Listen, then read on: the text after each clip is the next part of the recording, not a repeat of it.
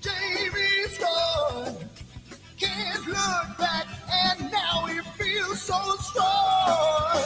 Jamie's gone. Jamie's gone. Left last night, and now it's been so long. What have I done? What have you seen?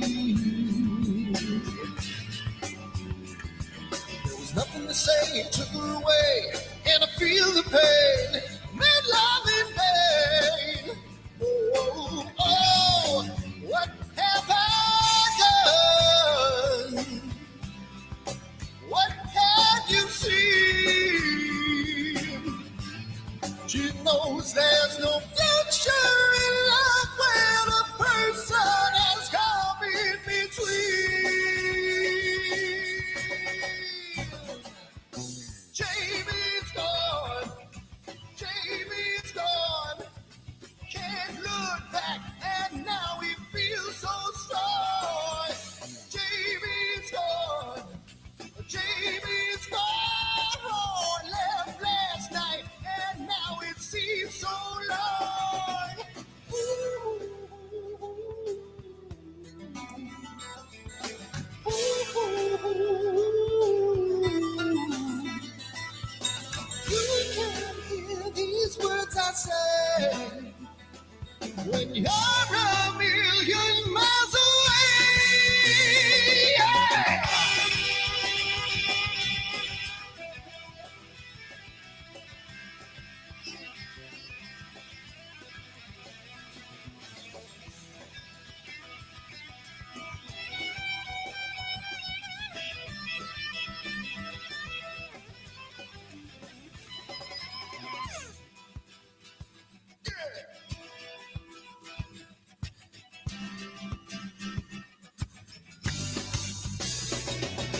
Jamie's gone. Jamie's gone. Can't look back, and now he feels so strong. Jamie's gone. Jamie's gone. Left last night, and now it seems so long. Jamie! Come on, Jamie! Yeah! And now you feel so strong. Jamie! Come on, Jamie! Yeah! Left last night, and now it seems so long. What the hell's wrong with my telescope now?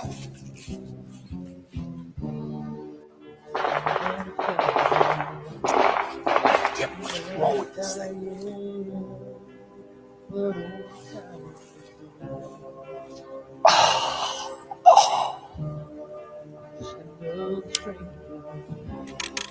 You're the lost Lone Ranger. Can I break this spell?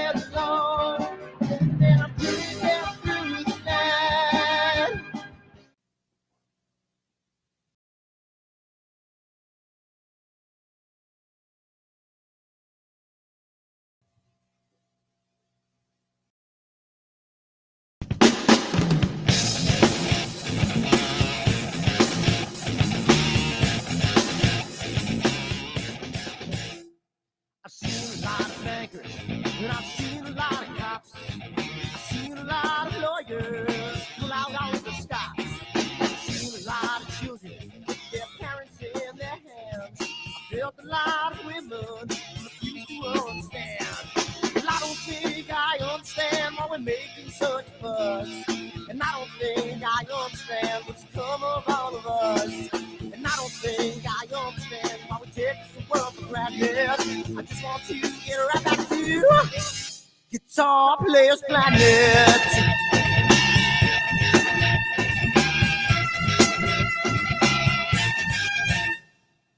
see it in the papers, you read it every day. The riots and the fire going on in South LA. The muggers and the government, they're all wanting the same thing. They take you for your money, I put every else spring. And I don't think I understand why we're making such a fuss. And I don't think I understand what's come of all of us. And I don't think I understand why we take this world for granted. I just want to get right back to Guitar Players Planet.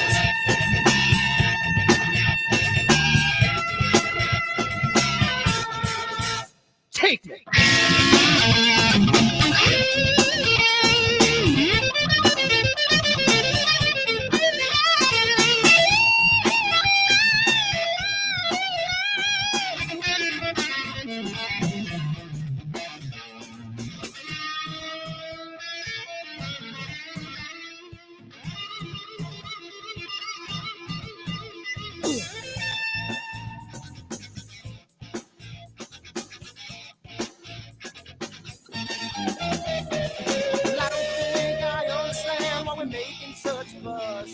And I don't think I understand what's come of all of us. And I don't think I understand why we take this world for granted. I just want to get right back to Guitar Players Planet. Guitar Players Planet. Guitar Players Planet. Guitar Players Planet. Guitar Players Planet. Guitar Players Planet.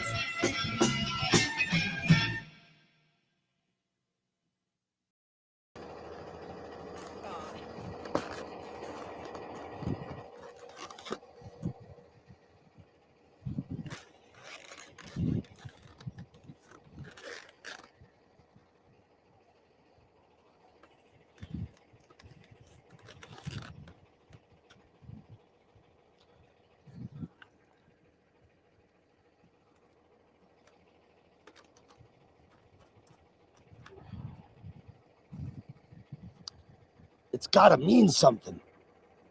It's gotta.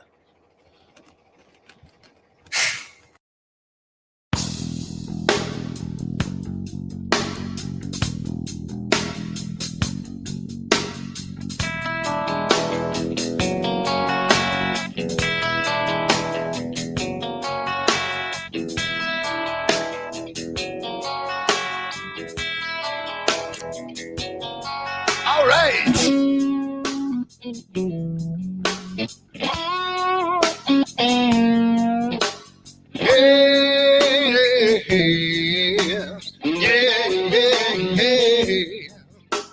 Where did my color go? Got your head in the sand. You can't be in control using a powerful hand. I wanna be you, I wanna see you. Don't taste the kisses of hate. Don't try to tell me, don't try to sell me, don't try to say it's too late. You're gonna push me to the edge, back me in a corner, making me stand in your shoes. Push me to the edge, hide a little color, it's black and white and blue. Black and white and blue, yeah. All right.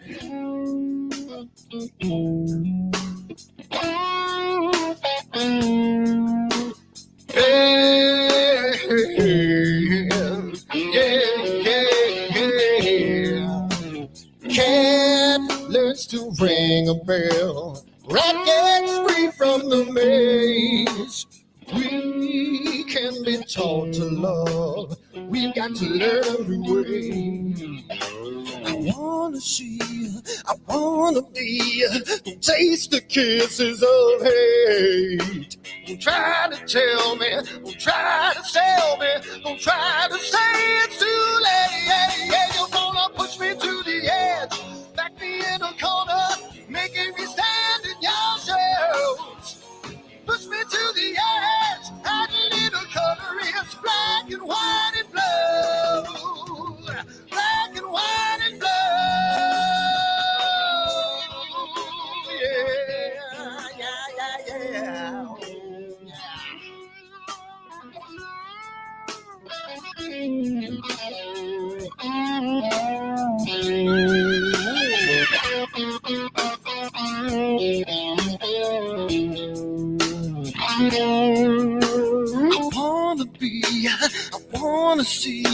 Don't taste the kisses of hate.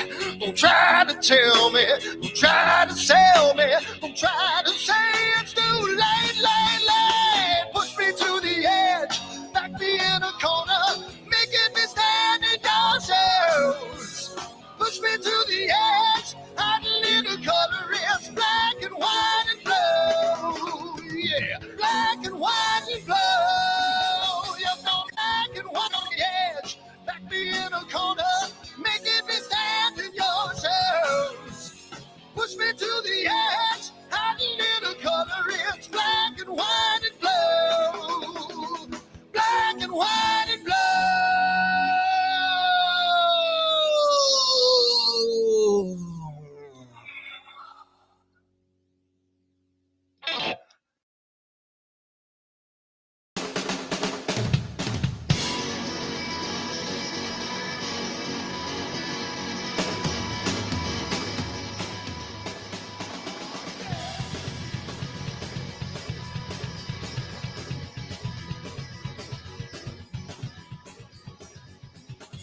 Another man come around today, gonna mess with my dream, gonna take it all away, take it all away. I'm just a boy with nothing to use, got my head in the news, got a bad attitude, yeah, gone away. So I play guitar.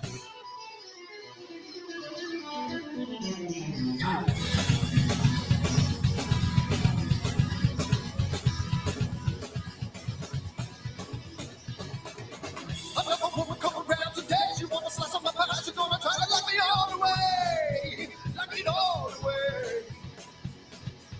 I'm just a boy with nothing to use, got my head in the news, got my bad attitude, yeah.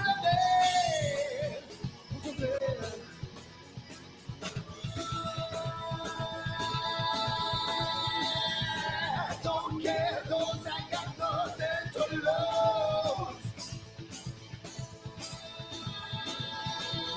I don't care, 'cause I won't let them bring me down.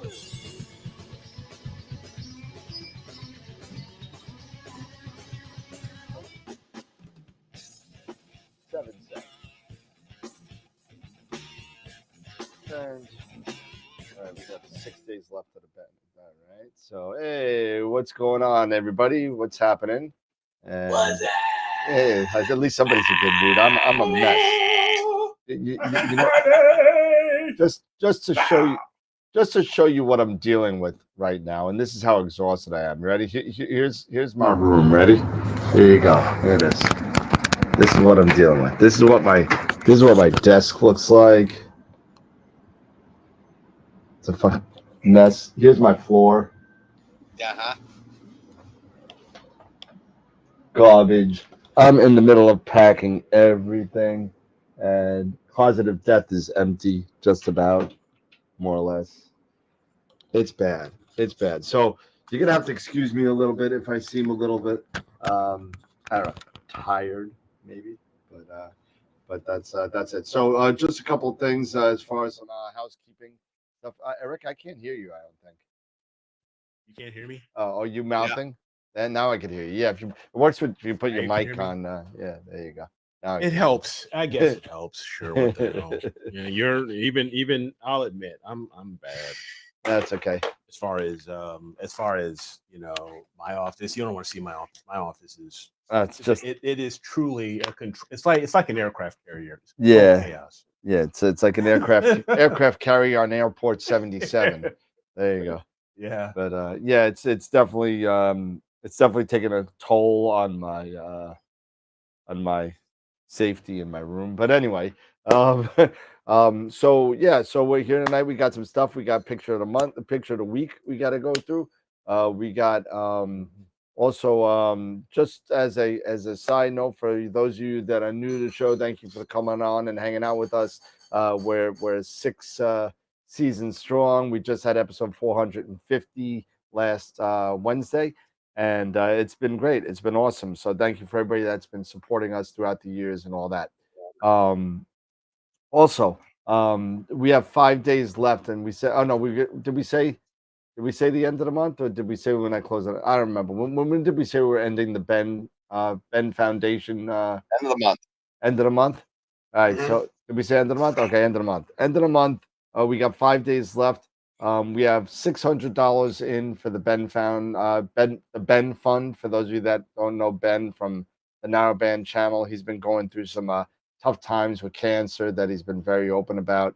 And we're going to be giving them a check for him and his family to help out with whatever they want, food, medical expenses, whatever. And whatever is brought up by AstroWorld Telescopes is going to double.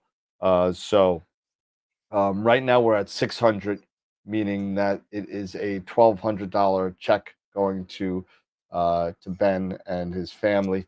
Also, everybody who donates, the names will be given to Ben, and I'm sure you'll be getting, either a thank you letter or something from the family and that kind of stuff. So I just wanted to make sure that if anybody wants to donate, please, I'll throw my PayPal onto the chat, and so anybody who wants to go in, you can definitely do that. So right now we're at $600. I'd like to get up to $1,500 total.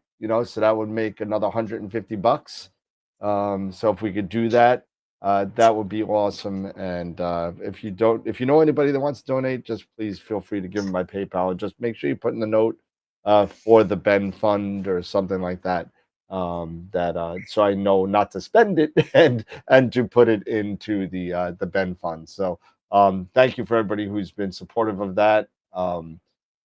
Speaking of members and stuff like that, we got now over 60 something members on here. So thank you for the people that have been coming on the show and supporting on the show, either through Patreon and or YouTube, our memberships. Don't forget, if you're at I believe it's the $25, the $25 level on Patreon, you get access to all of our Starfront data.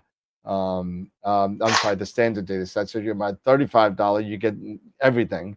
And if you're at the crazy one, you get to suggest targets. So thank you for everybody who's been supporting. If you want, please go to our Patreon and hang out with us, and you're able to get some more benefits. You get T-shirts, you get polo shirts, you get stickers, you get a whole bunch of swag at certain stages of your membership. So definitely check that out. It helps the show. It helps everything. It also helps us at NEEF get our table at NEEF.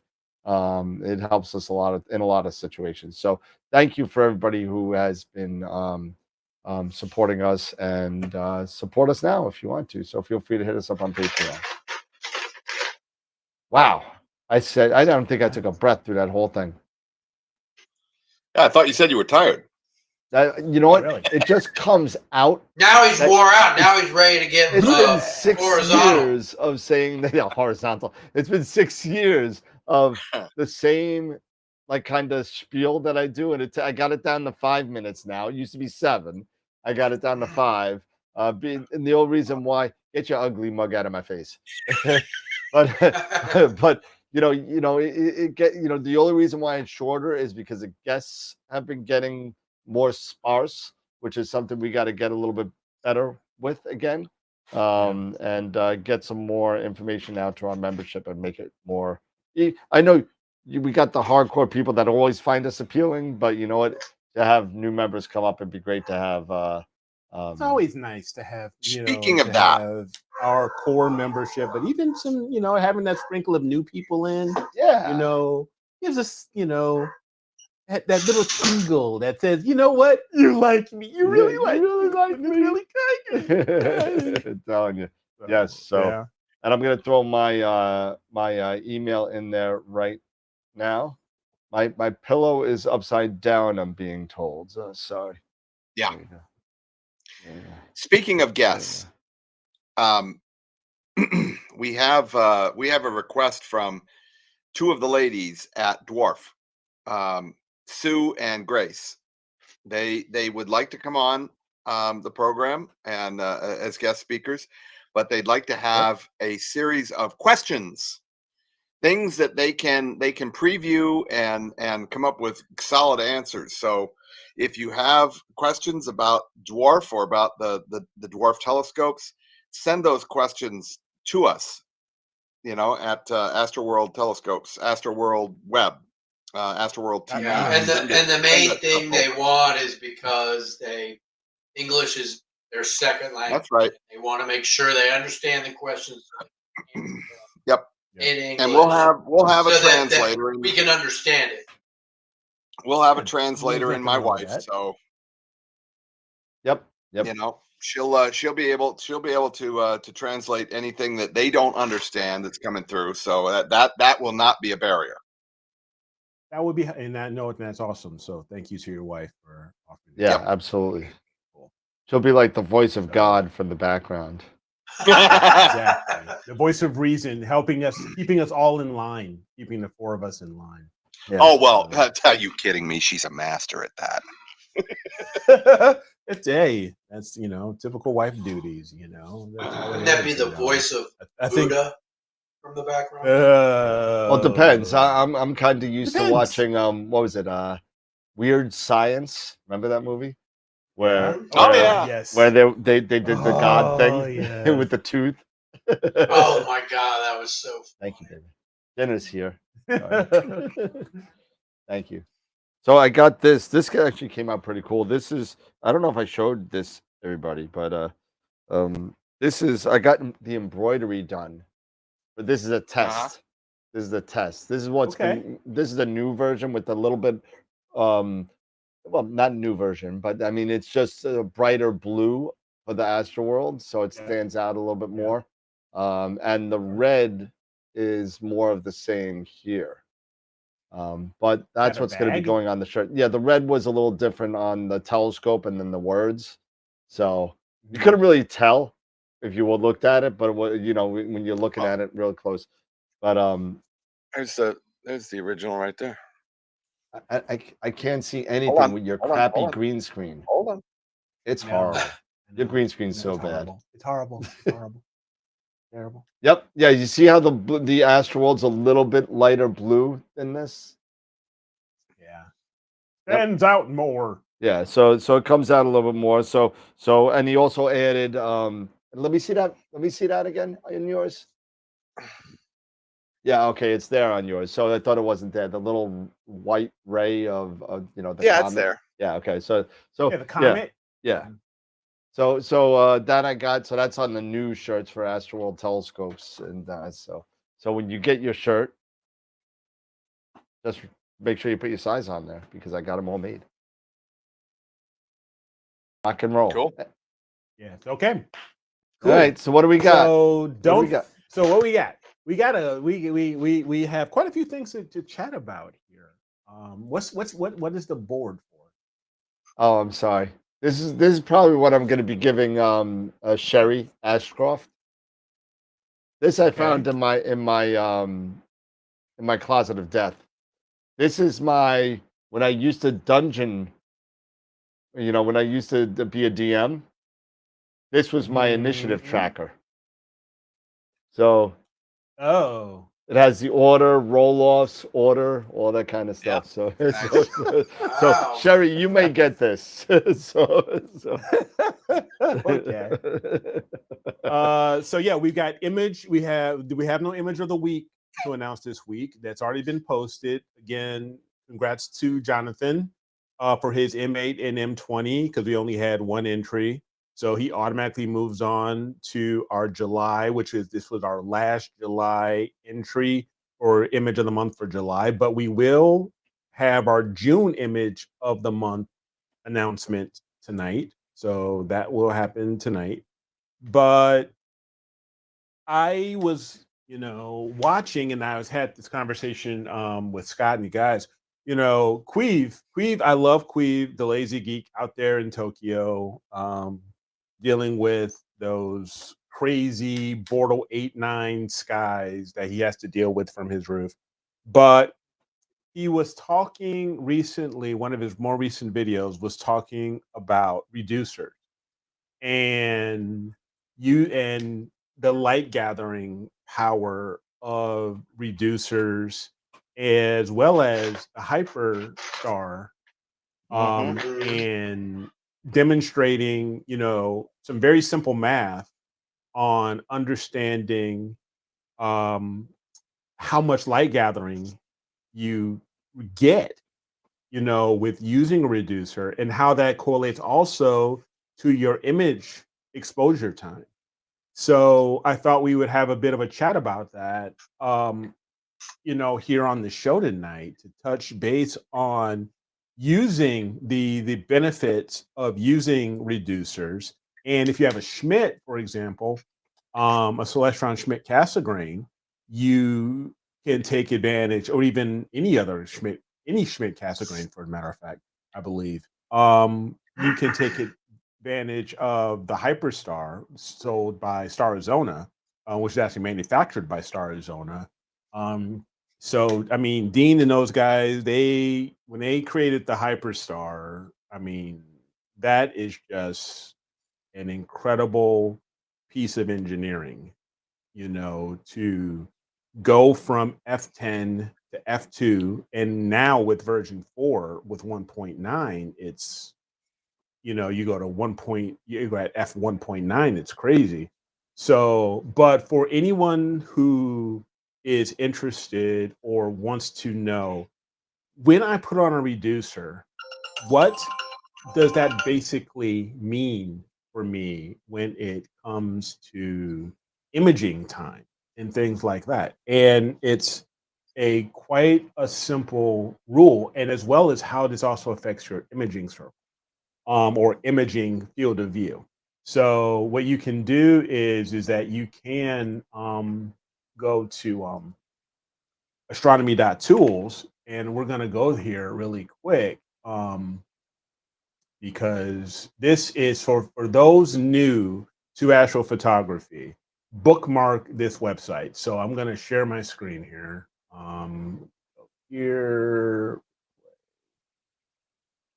and go to astronomy.tools. For all of you new joining us, either now live or you see this on a replay, and I'm sure a lot of people talk about this because it's so valuable, right? To understand that's the field of view. But so if you go to imaging mode, and we're going to simply take let's go with Image's a pretty good of Messier object, and you can calculate your field of view based off of the telescope and the camera sensor that you have. So, for example, I have a Celestron Edge 11. So here it is, the Edge 11 HD. And it's at a 2800 millimeter focal length and an aperture of almost 280 millimeters. And if I'm using this with a player one, go to one here.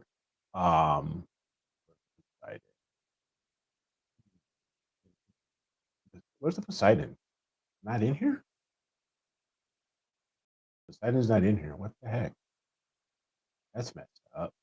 So no worries. It's not there. It's not there. All right. So we'll just do the 2600. Same thing. 2600. So we'll go to the 2600. And you have your resolution, you have your pixel size. So here, this is at this focal ratio, you're at f10, and your resolution is 0.28 arc seconds per pixel. So we'll go add this to view. And as you can see, this is our field of view, our estimated field of view with this sensor on the Lagoon Nebula. Now, what if we change that and we use a reducer, say 0.7 reducer, which is the standard reducer we use for the Edge. If you're using a 6.3. standard or a standard Schmidt-Cassegrain, it would be points. It would be the 0.63. So, but we're going to use 0.7 here, which so we're at a focal ratio of f7, and now our resolution actually increases to 0.4 arc seconds per pixel. I'm going to add that to the view. And now you can see we get even more field of view. Now, if we did the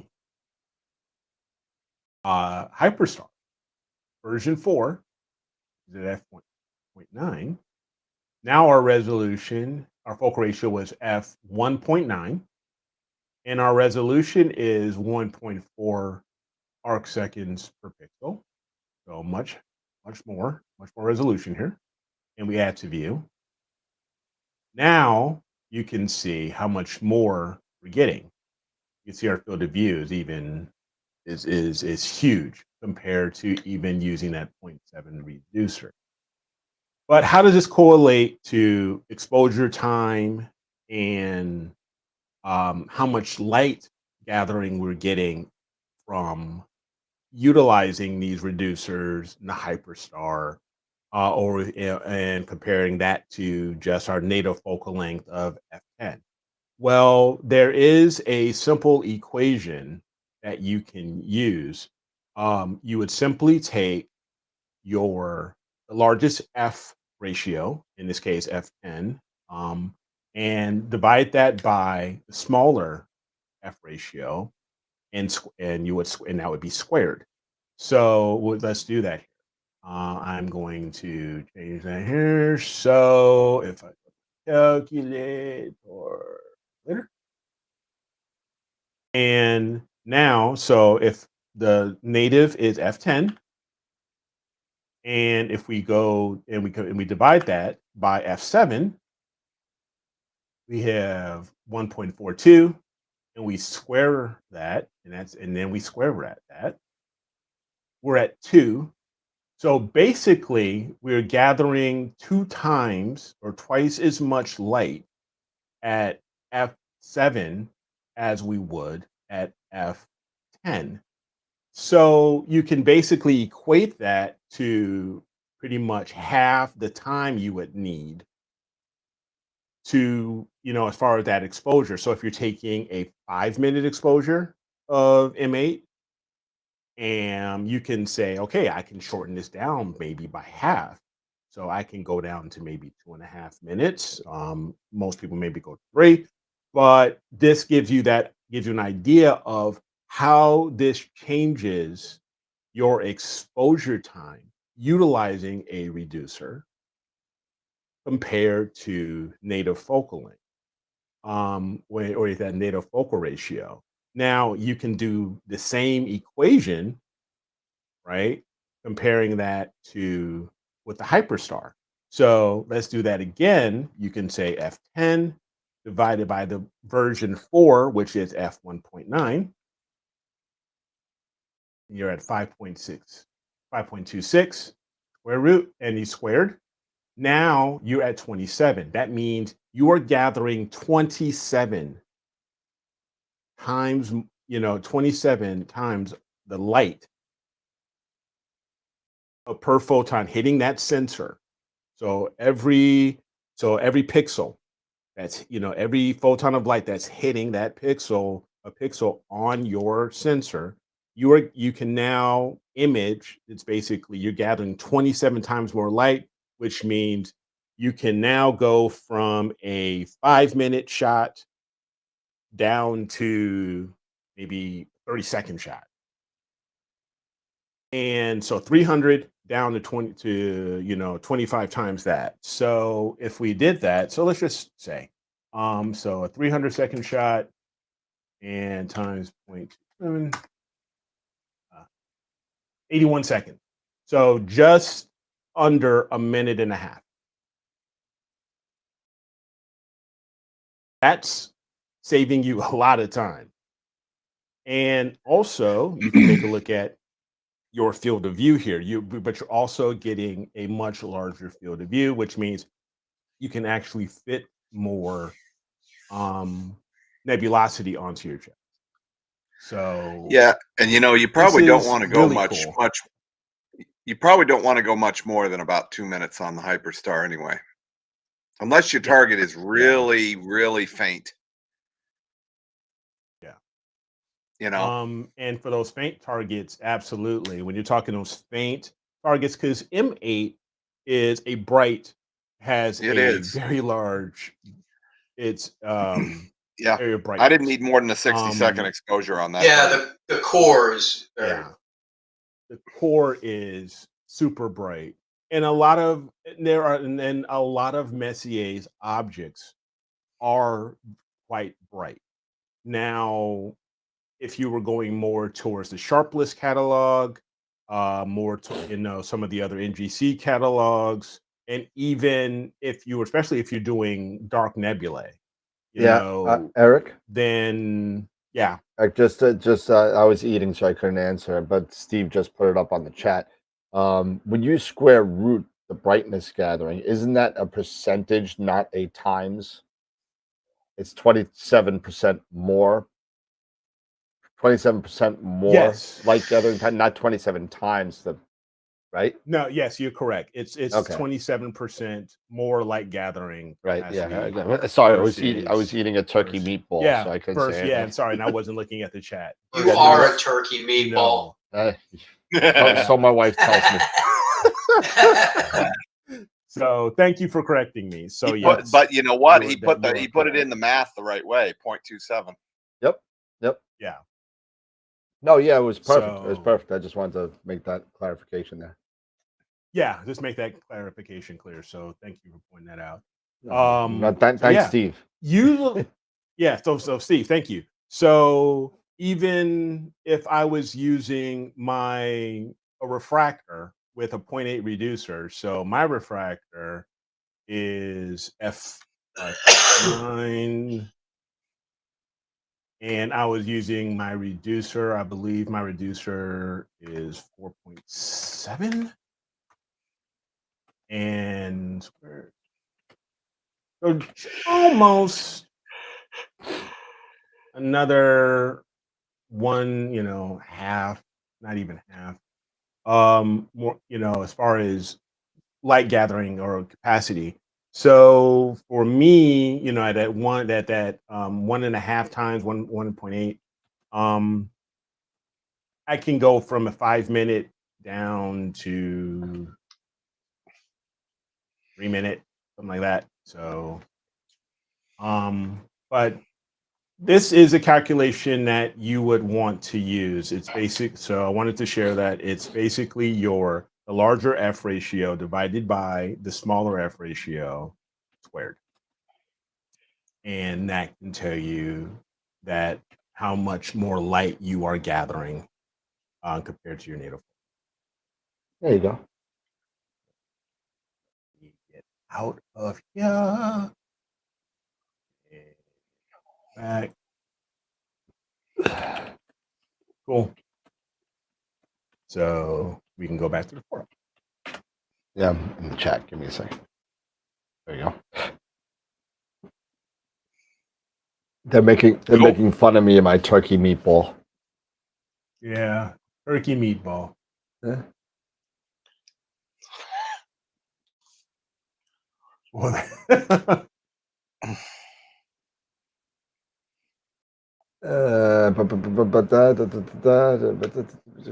Anything else in the chat? No, they're just talking about the turkey meatball. That's it. But there was a they're just talking about you. Yeah, there was a question from Dr. Greg regarding and I was talking about, everybody knows my standpoint. You guys know my stand. Everyone in the chat knows my standpoint on this. So, business aside. So I'm going to stay out of this conversation because you'll know why. Large scope with a reducer, or different scope at the same focal length that you would get with the reducer. Yeah. Does that make sense? Yeah, I saw that question. Mhm. Yeah. So everyone knows about me in real estate. I do not like giving up anything. And it's not because I want to sell more telescopes, but you know, I from day one, even before the business, I'm dead set against reducers. I hate them. They drive me nuts. Why spend $3,000 on a telescope to get a 400 millimeter focal length? Why? It just drives me nuts. It's like, you know what? I'm gonna buy a 3-acre house and I'm gonna live in the house that I'm living now just because I want to give all the other space away. It's just Well, yes, I get that's it. me. For you, that's you. That's me. But for Only some me. I'm the people, idiot in the it's room. yeah. And for other people, maybe on a budget, you know, they Absolutely. may only want, you know, like with they have a Schmidt Cassegrain. Perfect example. Why I love the Schmidts and why they're so versatile, because you can purchase one scope, and just by making an additional investment, you know, you can turn it into 3 different scopes. You can go F10 or F11 if you have the 14. You can go down to F7 or 6.3 if you have the older scope, the black scope, or you go down to F2. Or if you have a really old one, if you're really old school like I was at one point when I did use reducers, you Mhm. get the Meade 3.3. If you can find it, or I but had that you reducer. know, I wish I still had it. yeah. Yeah, but you're also, in certain cases, you're also dealing with your imaging circle. Because perfect example of that, if you had the night owl, Yeah. if you had the night Yep. owl, which is 4, you go down to Yep. F4, your imaging circle, you know, would drop dramatically, Oh yeah, huge. especially with the edge.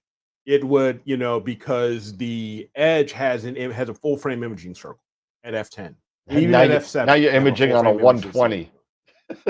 Yes. So, you know, but then if you had a night owl, you would basically go from that 42 millimeter imaging circle down to like 22, something Yeah. like that. Okay. It would drop dramatically. I mean, even You can't with even fit my an guy APS-C. here, The APS-C you would have be even like, with my guy, change yeah, cameras. yeah, yeah, you'd yeah, have to get even like a with my guy 183 here, or you guys something. can't see it. You know, you guys can't see this very well, but this is a Lepus Yep. from Optech. This is a Lepus HD for the Edge 11. This will reduce me down to a 0.62 Mhm. or f6.2, very similar to f. But the imaging circle goes down to just under an APS-C imaging center. So Yeah, you they're can clarifying. still calibrate out with flats using this, but with that night owl, yeah, you just need to get a different camera to use it with. They're clarifying the question, Sorry? right?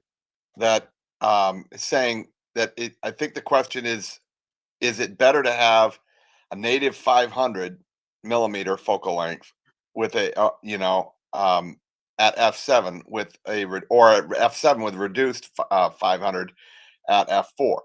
You know, if you've got the dinero to handle it, why not? I mean, if you want the 500 millimeter, if that's your chosen focal length, you Mm-hmm. know, why not get the reducer, you know, so that you're running a faster light gathering capacity, and that way if you want to shoot longer at 800 millimeter, you can. You just take your reducer Yeah. off. Yeah, but Yeah. something else they hit It on just in the totally chat. depends. Yeah, so something else they Mhm. hit on the chat also, and it's whoa, what was that? Whoa, what it was That's clean up on something our falling on the floor. on Relax. our Super Dave. Not good. All Okay, good. all right. All good. But one of the things that they, you know, the thing that you think about is signal to noise, right? Signal to noise That's ratio, right. Yes. and you know, because you're taking shorter photos, the longer photo is going to have a better signal to noise ratio, without a doubt, hands down. You're just going to have to take a lot more to swamp that noise at f4 than you would at f7, because you're taking longer subs at f7 because it's not as fast. You know what I mean? You're taking shorter subs at f4. I haven't noticed a huge change in SNR, with the Hyperstar shooting at f2. Oh, I would tell you that if the noise in an f2 at a 5-second shot or 10-second or a minute shot is going to get a lot more noise in it than a 5-minute shot at f7. I'm not saying it doesn't. I'm just saying I haven't noticed it. Yeah, I'm to put it in PixInsight, do one with the Hyperstar, one without, and do a SNR image analysis, and I'm telling you, you will see the difference.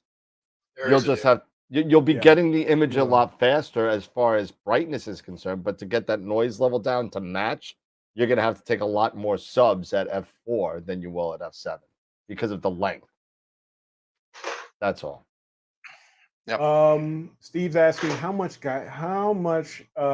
or how well can guiding errors be corrected using Blur Exterminator? Oh, do you want to see? Do you want to see? Oh, I can show you. I can show you too. A perfect example. We can show you. We can show you, but I have a perfect example. Do you have the guiding numbers for those, or no? Just gonna show big messed up.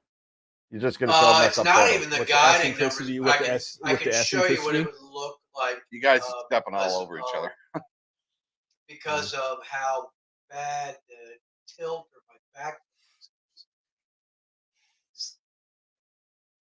So don't forget, you just brought this up. It's not always the guiding errors. It's also back focus and tilt. Yep. Yeah. That could also play a factor. Yep. In how your stars look, the eccentricity of your stars. So it's not necessarily always guiding. It can also be that share my screen. The tilt and the back focus as well. Right? I got it up right now. So if I share my screen, go down here to PixInsight. Can you see that? Yeah, hold on a second. Let me make him bigger. Yeah. There you go. Zoom in on that a little bit. I'll pull up a preview of a really crappy area of this. All right.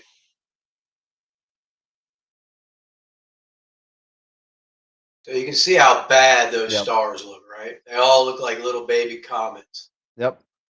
If I pull up Blur Exterminator and I just run correct only, watch what happens to it.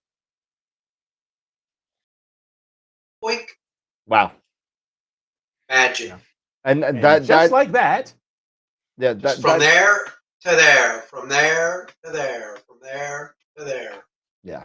And the same thing with the thing at Starfront, right? So if I show you the Starfront data, right? And this is stop sharing. Let me show you. Let me switch on over. I hit this. Hey, Corin. And so if I show you this, right? Here's what do you see here? You see display 2. Why is it not working? That's weird. You're weird, dude. What do you see on the screen, guys? I can't see. I see a galaxy. I see VMix. I see VMix. Okay, you see VMix. All right. 2 screens on your VMix. Yeah. See your VMix setup. Why is this? See your VMix setup. Are you sharing entire? It's not working. I don't know why it's not working. Okay, let me go back to it. We'll go back to it later. But I wanted to show you. Can you see the picture here at all? Yeah. Yeah, we can see the picture. Yep. Yeah, we can see there. Yeah, you can see it. Okay. Yeah, the stars. So I can see your stars are a little elongated there. Yeah, so that's they're a little eggy. Yeah, that's all. That's the Starfront data. That's back focus, and they're in the middle of fixing that. But just to your point, Dave, and it's not, it's pretty much just as bad as yours, but when you do go in there, I don't know. His was pretty bad. Yeah, his was pretty bad. Oh, it's just that one Yeah. corner too. That upper right, left corner, because the other corners don't look that bad, and the upper middle's kind of bad. But if you look, well, the reason why I'm showing this anyway is because I got the supernova, and Yeah. Oh, so you can barely Go off. see it. It's right here.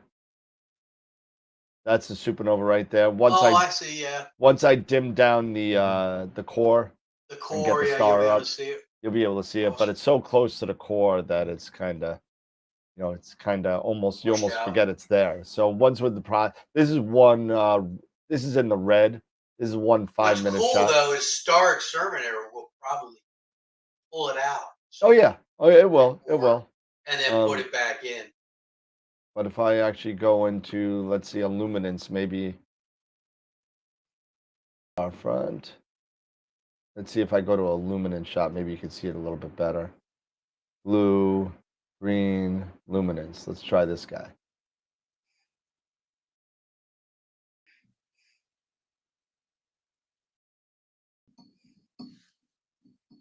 It's about the same. See, those stars are horrible too. That was a bad shot. I don't know what happened there. Anyway, there you go. So I was able to get the supernova. It was pretty cool. So The long and short is that if you don't have RC Astro's suite of software, you should definitely be investing in it. yeah, I agree. Yeah. It makes processing. It is worth it. It is worth it. Yep. I mean, you're talking about what, $250 to get everything he's got? Something like that. Yeah. That's you can a drop in the bucket. Now, What's Blur that? Exterminator and Star Exterminator are only for Pix Insight, correct? And Correct. I think Noise It's coming.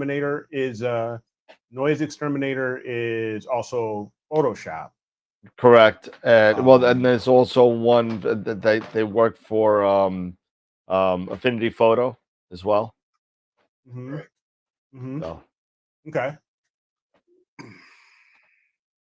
Yes. Blur Exterminator is for Genius. Pix Insight. Noise Exterminator is for Photoshop and Pix Insight. Star Exterminator is Photoshop and Pix Insight. Gradient Exterminator is just Photoshop. Just for Pix Insight. And Just Photoshop. Star Shrink is That's just for Photoshop too. Yeah. Gotcha. Well, it's not. Yeah. I'm sorry. Yeah, Frank It's said he had astrophotography. Oh, wait a minute. Astrophotography. I don't know if that's another. I thought that they worked in Photoshop and another processing software as well. It does. Like, that's like Affinity Photo. Yeah. Affinity Photo. Yeah. Okay. There you go. And Lightroom or something.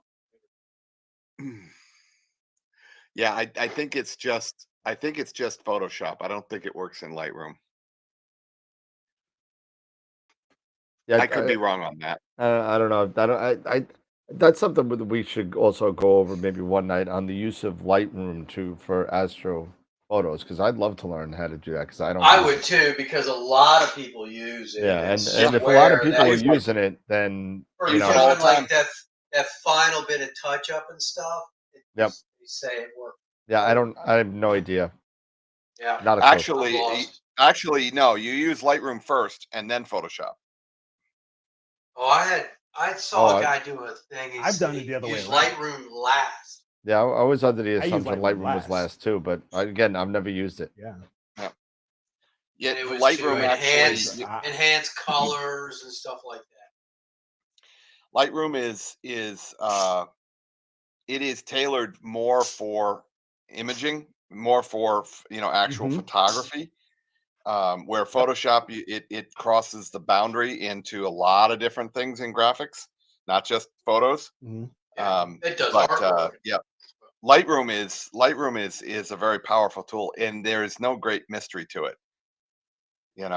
It really is not that difficult to use. I've been using it for Yeah, years. it's just learning and how to navigate. It's really not hard. It's Compared to Photoshop, it's very easy. Hey, Dr. 'cause Greg said he uses it too. So, I mean, so maybe, hey, Dr. Greg, since you said you were going to be on, why don't you make that your topic when you come on? If you use Lightroom, why don't Yeah, you? Greg. 'cause- Greg actually, I talked to him about. He says he uses Photoshop a lot too. So he uses pictures like he does Photoshop, Yeah. Lightroom, Bring stuff it like on, that. Dr. Greg. You know, look at his pictures that he puts up. So I'd love to see him demonstrate how he does it. Yeah, because Very me personally, before I moved to Pix Insight pretty much full time, I was using Astral Pixel Processor. Uh-huh. And and I used the APP for, a couple years. And then once everything was done out of APP, then I would transition over to Lightroom because Lightroom, unlike APP, one thing it has that APP doesn't is a noise reduction Right. feature that APP doesn't have. So I would always do a lot of my heavy work in APP. Then I would go into transfer it over into Lightroom as a JPEG, and then clean up, the noise. Maybe do a little tweaking here and there, maybe on some saturation. Um, and then I would add on my watermark, because you can do a watermark Yep. there just like you can in Photoshop, but it's really there right there within Lightroom. They have a spot right there for it, and then boom, I'm done. And then I would save it, post it, all that stuff. So, but yeah, never JPEG, PNG, or TIFF. Did I say JPEG? I don't know. Yeah, you shouldn't be No, editing it would be no, it would be no. You're right. 16-bit TIFF, Because right? sometimes it would be a TIFF. Then it would extract it once everything is done. Then at the watermark, I save it as a completed. Then it converts it to JPEG. How destructive is daily Howie. heat to cameras left in I saved it out as a observatories in high heat areas? Why, oh, why would you do that? Well, what are you talking? I mean, there are Texas observatories. There's just the Arizona observatories, and listen, not for nothing. No. It's a trade-off, right? It's a trade-off because It of the is. skies out there are unbelievable. You know what I mean? It's 95 degrees at Starfront inside the building, gets up to 120. Yeah. When the roof's closed. So, I mean, I'll tell you this. Well, my scope's only been down there for about 3 months now. I know that people have been there a lot longer than me. And the first thing that's going to go on your camera, it's going to be your fan, your cooler. That's the first thing that's going to go. I've yet to hear of anybody burn a motherboard out, a mount go crap. I've yet to hear anything like that. If you're in an observatory, I mean, not for nothing. If you're in a decent observatory, sometimes, the observatories have some sort of, when it's closed, some sort of, airflow going on as far as temperature control is concerned. Not necessarily AC, but I mean, But something going on in there. Air's moving through. Yeah, air's moving through. Keep the heat It's moving through. being stagnant. Yeah, while the building is closed, while it's obviously it's open and you're imaging or observing, you don't want air conditioning or heat on in there because then it's obviously a big problem. But Yeah. I mean, when I use my pod, when I have my pod, the pod has, the way the clamshells are, it's vented they underneath, right? help.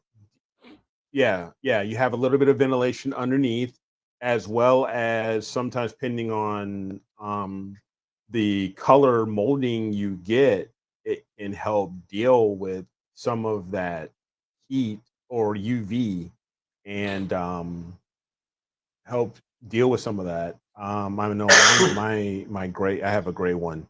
And yeah, it gets warm in there. But one thing is I don't run camera. I wait until turn the camera on until I've opened everything up. I mean, I got my camera running right now, and let's see. I'll tell you right now, if you give me a second, what the temperature is, because I mean, do you run your fan 24/7? Oh no, it gets turned off at daytime. At 7 or 8 in the morning, the power shuts down automatically. Yeah. Once the scope gets the not safe command from the observatory, then it goes into its home position, and everything it goes to its home position and waits to be safe.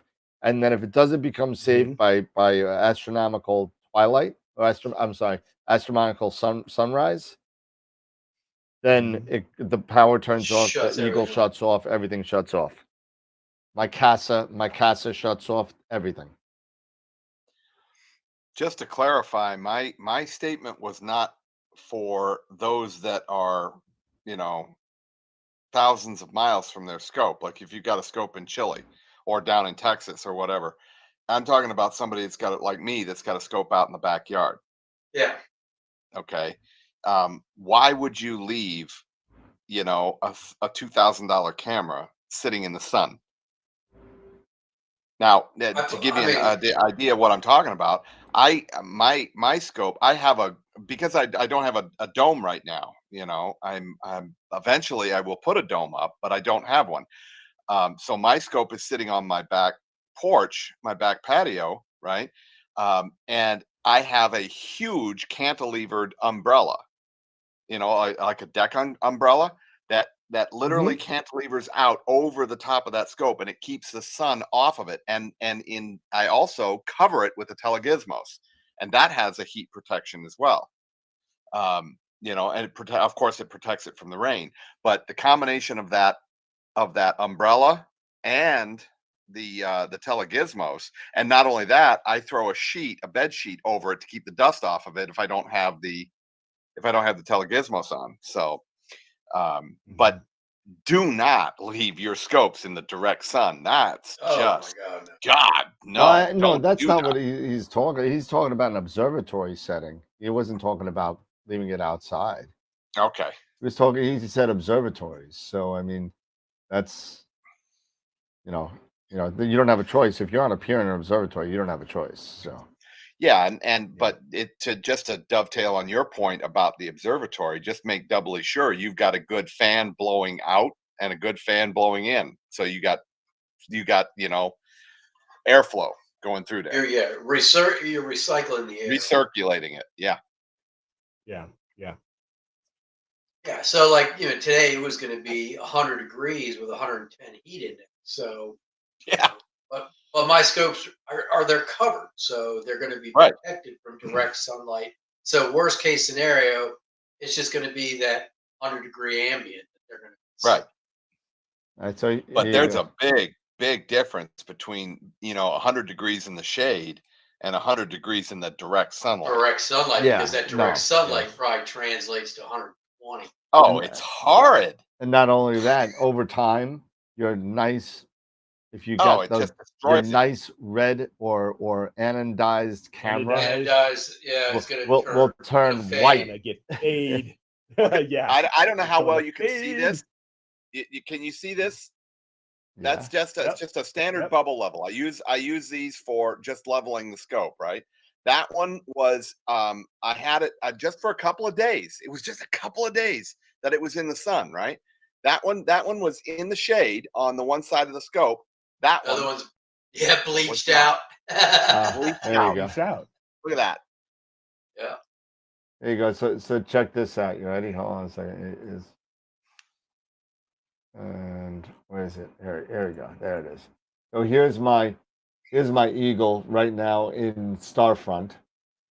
The roof is closed, so it's in direct sunlight. But this was 116 like 2 seconds ago. Yeah, 115.8. I see that. 115 degrees. So it was over 120 this afternoon because right now it is just about 8 o'clock over in Texas. So the sun is starting to set. But it was well over 120, 125.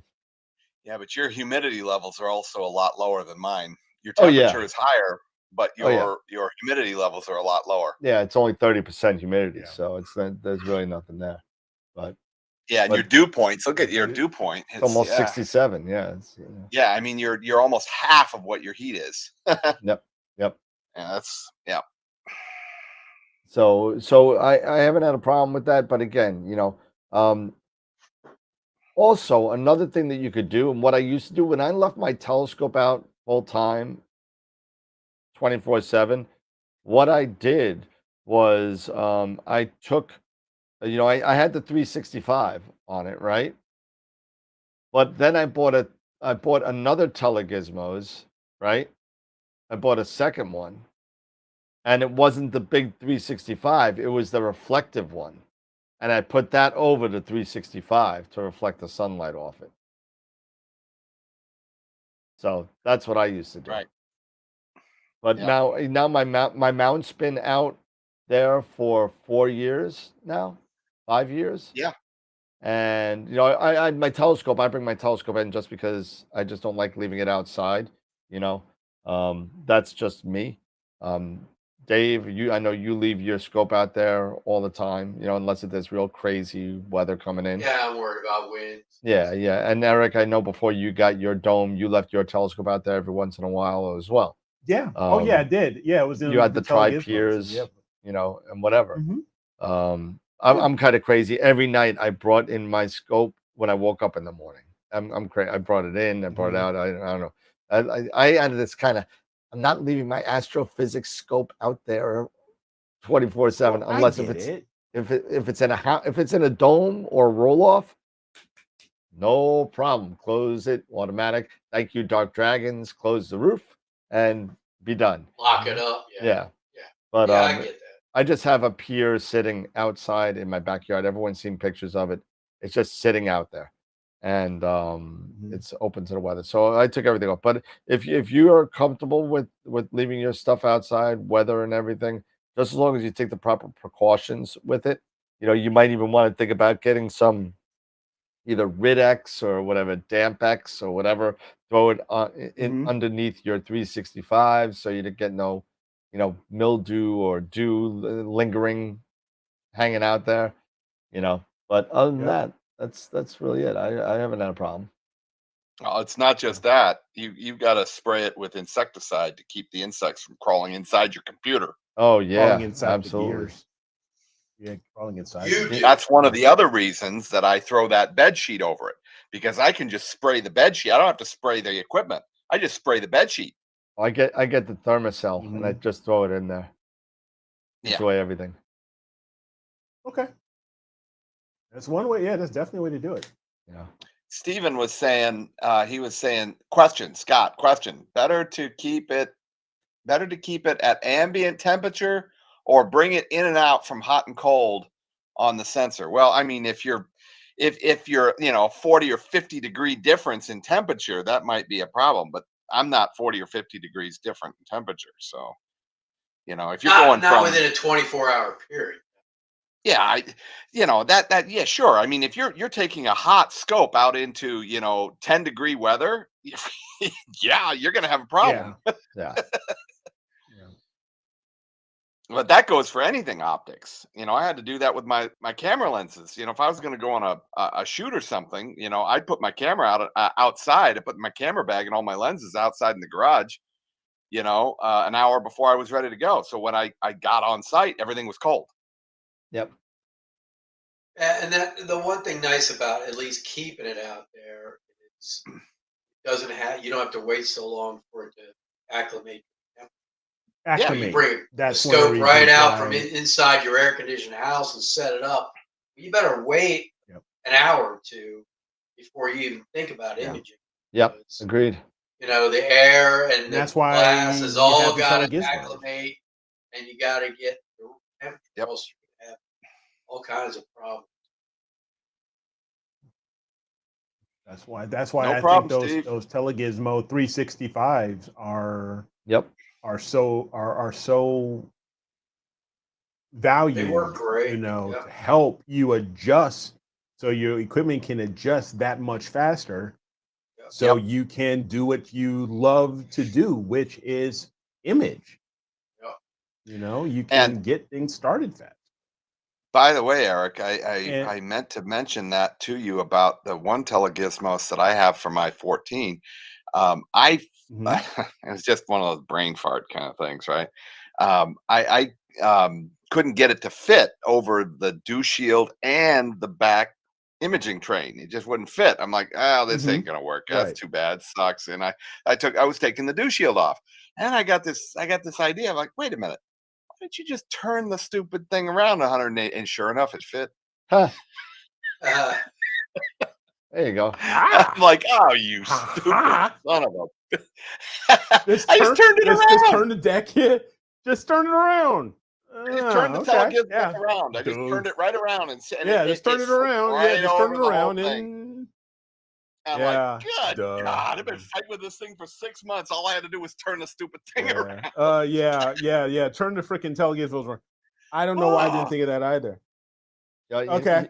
and Duh. so Okay. everybody knows, Telegizmo is now available at AstroWorld Telescopes. Absolutely. Go buy it.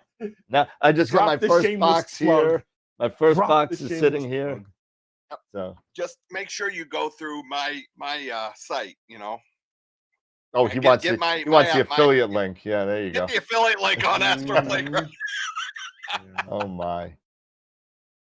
Boy, that was cheap, wasn't it? Yeah. He just likes Yeah, stealing money Greg, from you're me. damn That's what right. it is. Greg, you're doggone right. It's easier than turning your telescope around. Steve's asking, will Canon's new 410 megapixel center make it to Astro? The 410. So the 410 is available. I know that the 410 is available from Agma right now, and I'm pretty sure, if I remember right, I want to say it's in the Apollo from Player One. Is that a full frame? It's the Sony, I think. The Apollo's a 432. Yeah, Isn't no, that the they're not all 432? they're not all the same. They're not all the same. Let's see. I haven't heard of this. Well, of course, I'm a Nikon guy. I never. It's Sony. It's not Canon. I'm sorry. The Sony, It's a Sony 410. chip. The IMX 410 is what I'm thinking of. What was the question? It Says, was will it a make it to Astro? Sony. Yeah, will it make it to Astro? The Sony one? The 410. Canon's new 410 megapixel. So I'm thinking it's a Sony. Are you sure it's not Sony? Because the IMX 410 is a Sony chip. So yeah. Sony makes the sensors for the cameras. What so format Sony, is it? it's full frame. APS-C or is it? Oh, it's full frame. Yeah. Let's see. Well, it is in the 2400 for CWO. That's the 410.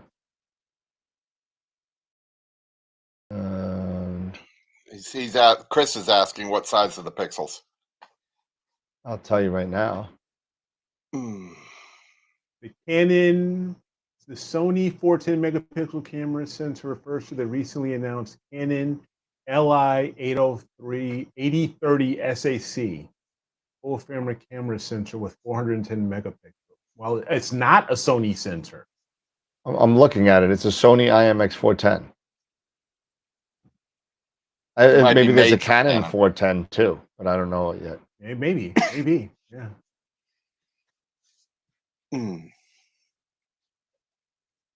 Let's see. Yeah, it's in the 2400 right now. Let's see. Let me look up Canon. I haven't seen a Canon. Canon's got their own chip. Yeah, that doesn't sound right. Yeah. It says it's the LI 8030 SAC. Hold on. LI what? Sensor. 8030? LI 8030 SAC. Full frame sensor. Made by Canon? Made by I Canon. doubt that. Unless I'm really wrong, I doubt that. I bet you it's a looking Sony at chip. I'm looking at Canon's website. I'm looking at it right now. Yeah, it is. It is their own sensor. Yeah. Is it It's really? their own sensor. Yeah, Well, it's a 1.5 Kodak used to micron. make their own sensors for a long time. Yeah, it's a 1.5 micron. Ooh, tiny. Yeah, I don't think that'd be really. Yeah, that's really frame small. with 1.5 microns. I'm looking. That's It's one really small. Yeah, well, I'm I'd looking. hate to even think about the file size of one of those images. Yeah, it's 1.5 by bigger. 1.5. Pixel size. Yep. 24,000 in the horizontal and 16,000 in the vertical. Holy cow! Now if I were to, that's like, well, that's got to be a 200 gigabyte file. Yeah, but what I'm saying is, first of all, I don't know at a 1.5 micron pixel would that be really suitable for astronomy unless you're bidding like mad. That's really small. I think that I don't know what the let's see what the clientele they're doing to that's got to be terrestrial stuff. I mean, the only advantage I could think is if it's got super fast frame rate. I mean, they do have here. They have a color and a monochrome. Yep, I see that. They have two different types. Does it have a frame rate?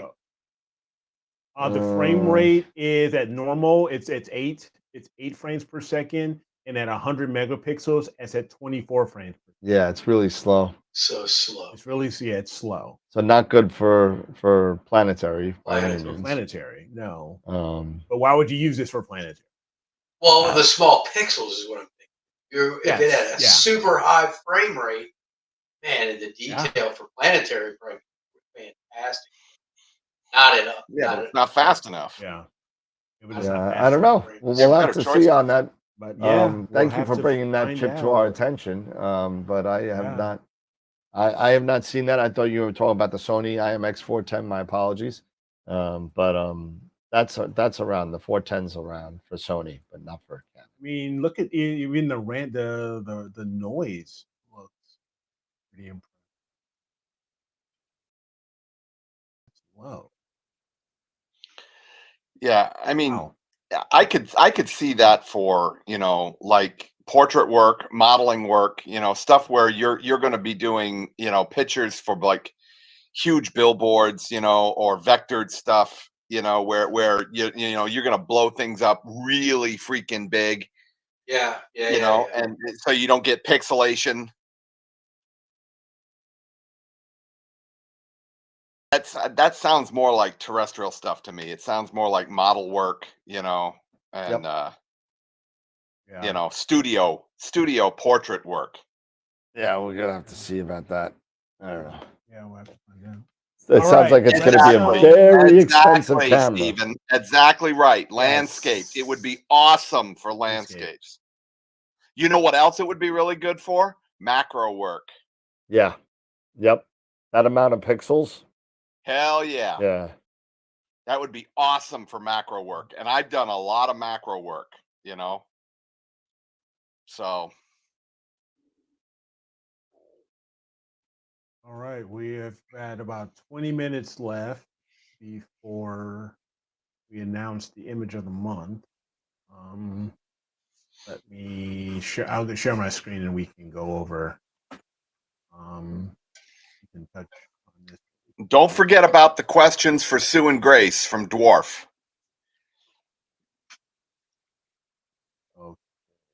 So, May's image of the month.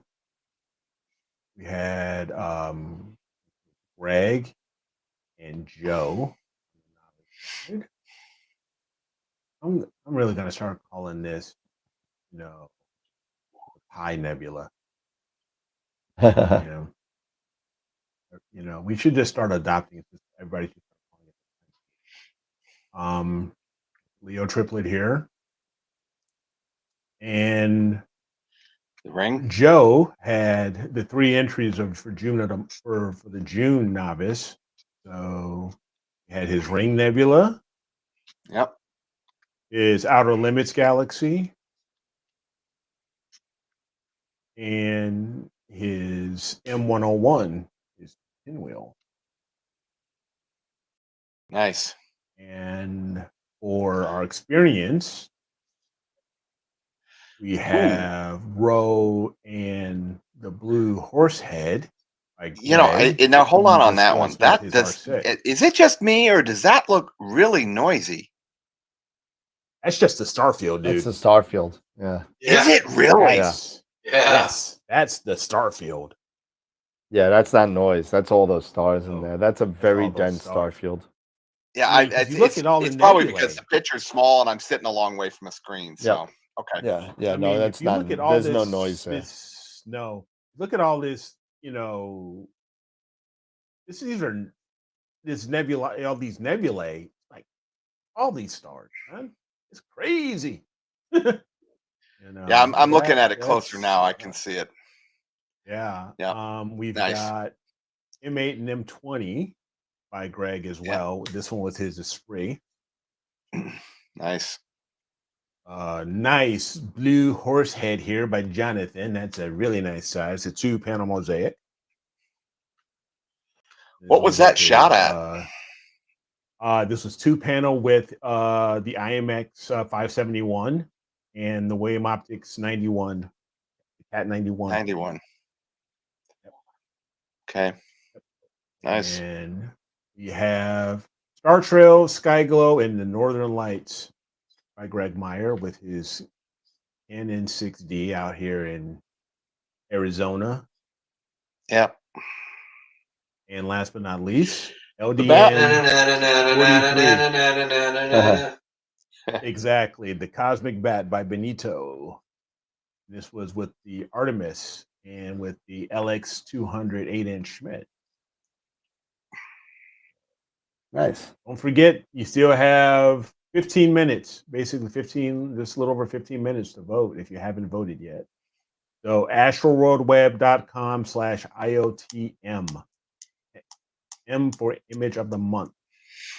So, there's one more thing. We have a late entry to the skies in the month of July. We got a late entry. Yeah. Oh yeah. Oh, nice. There you go. Nice. So Hulk has joined his brothers. Yes, he has. And prayers are with him and his family and all the other ones that have passed away over the past.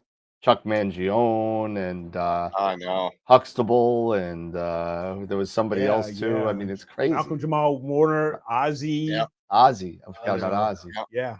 Ozzy. Crazy. Yeah. Crazy. Yeah, I mean, Chuck Mangione was he was from my hometown. He was. We used to listen to him. He was in his 80s, wasn't he? Yeah. But he's a Rochester native. Yep. I loved his music, man. In fact, I was listening to some of his stuff just the other night. Yep. Amazing jazz cornet player. Just phenomenal. He's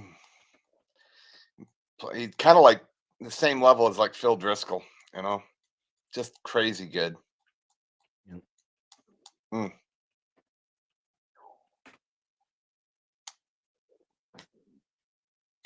So yeah. I mean, we've got 15 minutes here. I'm looking forward to putting that. I'm going to do one more night of Deer Lick. I already got about 10 hours. I got about 2.5 on each LRGB. And I'm going to do another one tonight. And I think we'll call it quits on that one and put it together. Then we'll see what it looks like. Maybe I can bring that. It'll look cool. I'm excited. Yep. Well, I'm going for 10 hours on each panel on the Veil. So yeah. Well, the rotator in Starfront is on hold for now. Apparently, they need one more spacer. So I had one, but I was like, you know what? Let High Point send it. so I bought it at High Point, and I sent it down there.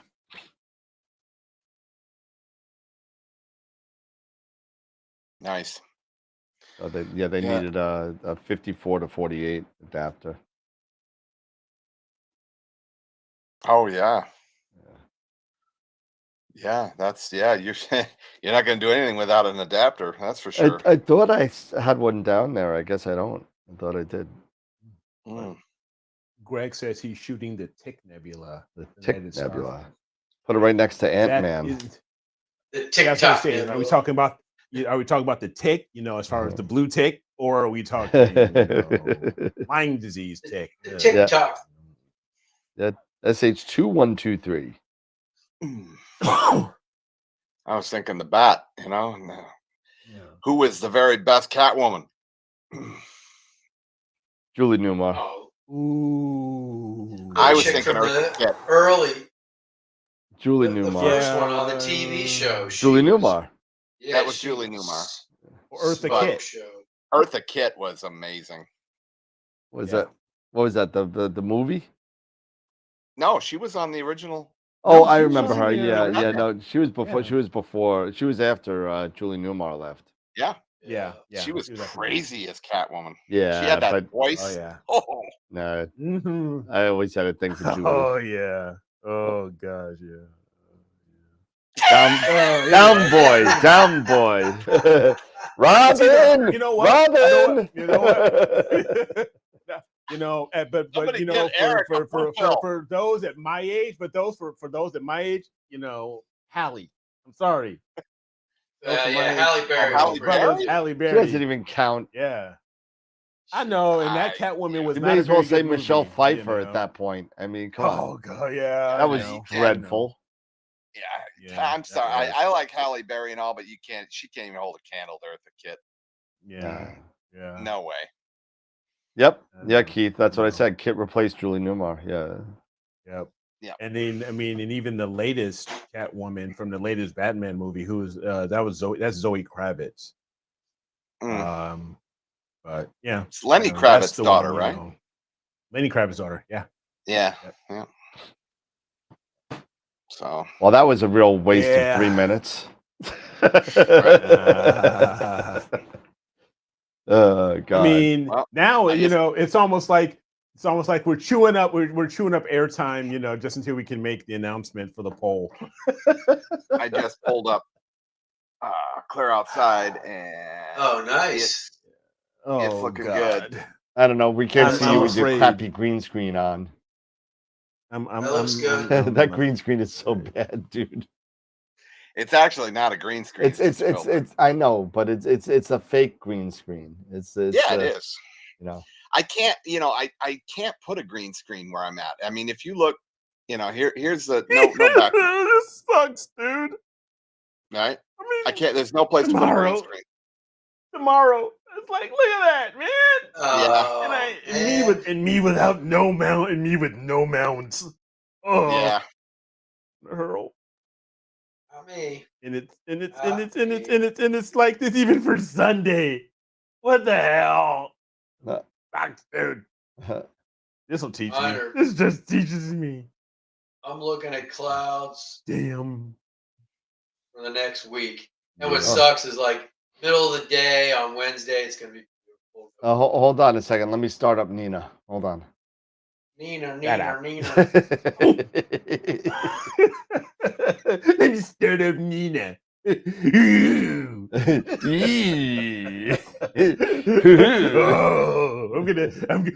Hoity-toity. I'm gonna start up Nina in Starfront, where it's Portal 1. Oh, shut up.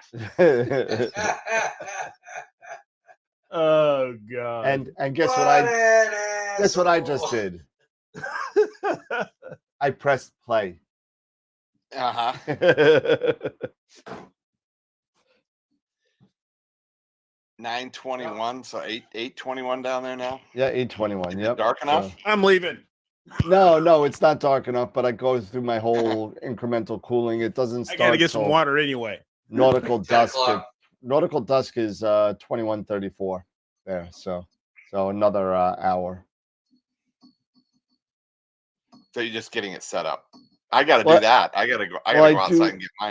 I do a 20-minute cooling to 0, and then I do another 10-minute cooling to -10. So so you're actually going down to -10. I get it done as cool. You know what? As long as I'm not over, 60% on the cooler, yeah. When it's so hot, I just go to 0. Yeah, but you know what? If I could get it to -10 and still be at 60 or below on the cooler, yeah, I'm fine I with mean that. 60, sure. I mine's at 70. I don't go over 70, but Yeah, I don't go over 60 if I can help it. yeah. But it works harder when obviously when the roof is closed because the heat's just like Oh yeah. the heat's just there. It works hard. The roof's open now though, right? No, not for another probably about 15, 20 Soon minutes. though, yeah. I was Yeah, gonna say soon. yeah. No need to go below -5. I'm old school, there was no need to be a CCD imager, and I stayed there for a long, long time, and then I went to CMOS finally. But The S big. yep, my S big, which I ended up selling. Yep. Emphasis on the big. Yep. Yeah, well, I mean, but you know what? It was a great camera. I mean, it was a KF8300 chip in it. One of the premier chips of the 1970s. And and it lasted forever. So but it was a great chip and it did me well. It started to get too many for all you posh CMOS users don't know much about burnt columns or rows. The struggle. So the struggle of where the amp glow takes like half your chip. And go look up what blooming is. Go look at what that is. Where all of a sudden your well gets over full and starts spilling into other pixels. Yeah. So go look. When anti-blooming cameras came out, it was like, yay! I don't So I mean, it's like QSI 6120. Yeah, I remember that. Yep. Well, I mean, you look at the fathers of astronomy, and what they would be thinking about, and what they would, how they would react to the stuff that we do today. I mean, Galileo. The guys that were using film. No. I'm talking about hundreds of years ago, actual like plates. Yeah. Well, they were using a chalkboard or a piece of paper and malleable metal with the hammer and a spike to map the stars. You look at even Hubble. How he was. That's what I'm going to say. You can imagine if with Hubble. Yeah, he was tracking. Yeah, he was doing guiding manually. I did guiding manually. It sucked. Star. He would do it manually. Sit there for hours and hours and hours, just manually moving that scope. Been there, done that with a reticle eyepiece, with a joystick. I had my joystick out there, moving keeping that damn star. It was so bad. That's one of the things that was like, I am never doing this. This is ridiculous. Yeah. I mean, the people today, they struggle. They say, "Oh, I have struggles. I struggle with PhD too." Yeah, sure you do, but ain't nothing compared to what Hubble was doing. What's the next best benefit coming to Astro? You know what? I think we talk about this a couple times. There's got to be someone. I know it's out there somewhere.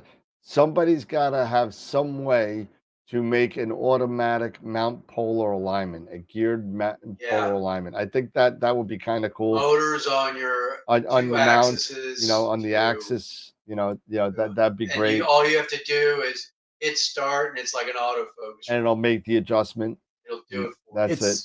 It would be it would basically be the mount, right? Because the mount would have internal gears. Yeah, it'd be built into the mount. It would be built into the mount to adjust the azimuth and the altitude. It would have some sort of pole master type camera. That telescope for manufacturing, that wouldn't be hard to do. To add motors, Yeah, instead but of it the just drive. becomes another pinch point. You know what I'm saying? As long Oh, as you got a sure. clutch to override it.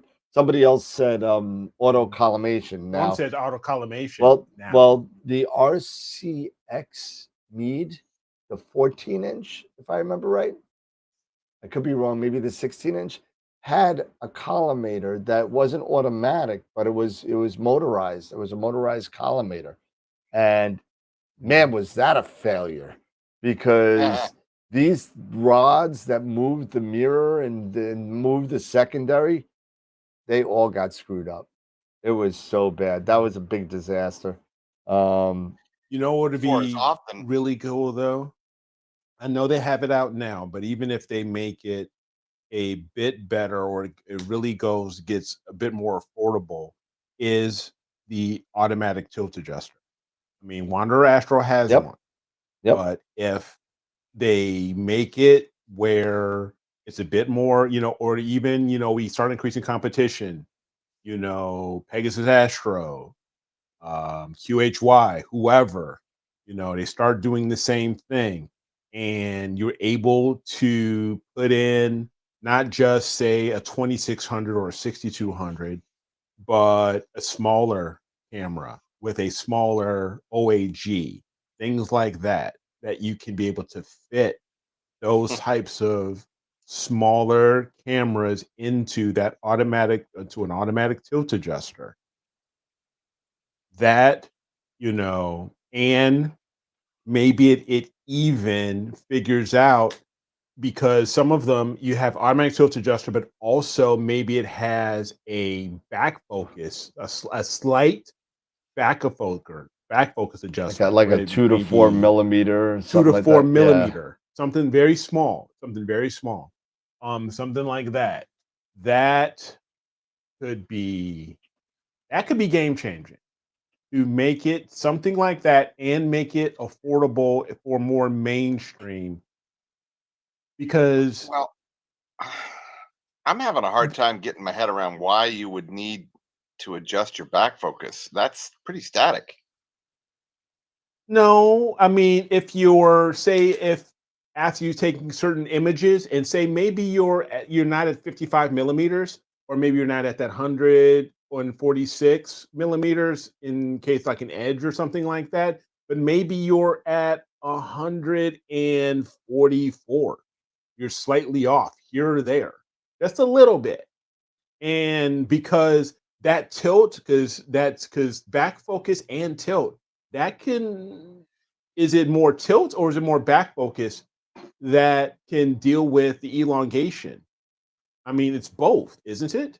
It can be. Because if you It look, can be. it can be, it can be, because if you look at the old OPT image of when it shows how If the if your stars back go focus, it had the around or the stars star goes going back. around Yeah. or back and Right. stuff like that. So that's all I'm saying, is it has a small adjustment of the back focus, nothing, maybe no greater than a 5 millimeter adjustment, but Well, I within was that talking area. I was talking to one of the engineers at Starzona a couple of weeks ago, and we were talking about just the imaging train that I was developing at the time, and he was saying that the edge, that and this was just coming from him, right, that the edge has a tolerance of 5 millimeter in back focus, that you can be out by as much as 5 millimeter and it won't affect your image all It that won't much. affect your imaging. Yeah. Okay. So I don't know. I'd Yeah. put that to But the then test. again, Yeah. but then again, it would be more that tilt, that tilt adjustment versus, 'cause I mean, you've got these manual tilt adjusters now, the manual tilt plate, but they are such, I don't care who you're, they are such a pain in the butt, to keep messing with that stuff. I mean, even if you're using Nina and everything, and you're using, you know, aberration inspector and all that stuff, it gets to be a pain It's in the ass. it's a nightmare, because what happens is you make an adjustment and then you rerun the thing and you realize, I turned the wrong screw. Yep. Now you gotta try. Now you gotta turn the screws you turned back to where you thought they were, and then try a different. Oh yeah. Yeah. You got to adjustment can take hours. Yeah, no, there's a guy out there that did a really good spreadsheet on how to track which screws you turn and which way and how much. And so and to judge your tilt and everything and put the numbers there so you can see what did and another what. problem is most of these tilt plates stuff, you do the aberration inspector, it gives you 4 corners. Correct. Well, the tilt plates have 3 adjustments. Well, some of They them don't have 4 adjustments that are lined up to your 4 corners on your chip. And correct. But that's the whole thing. That's it's it. like if you're going to make a tilt plate, make it so it lines up with each 4 corners on your chip so that you know which corner you're adjusting. But no, we're going to give you 3 screws. That's it. Or and good luck. Or you could be like me and say, Blur-X. Screw it all and spend the $85 on Blur-X and hit the damn button. Exactly. Spend $4,000 on a computer that can run it, and you'll still have less frustration than you will trying to figure out your tilt. I agree. Yep. So, Yep. So, I agree. Yeah, because I tell you, you're out there, sometimes you have to do, because you don't want to waste a clear night, but sometimes a clear night is the only time you have to do it, because you can't do it on a cloudy night because you get clouds that's blocking you if you're trying to do an aberration inspector. Yeah. Yep. So then you're out there and then you're missing out on valuable imaging time. Like me and Scott here, dealing in the southeast here with the freaking rain and cloud, and some clouds and stuff like that. So you're missing out on that stuff. Unlike, here we got, Dan out here in Border One gets the star front, But I'm sensing a resentment, just a little. I don't know why he has access to all the data too. So I mean, yeah. So, but I just love giving the credit. That's all right. I'll take it. I'm imaging right now, and you're going to bed crying. So I mean, To be fair, Dan, he doesn't have a mouth. Oh, shut up, man! Wasn't gonna say it. Band-Aids, gonna go table there. 1. Let's take my.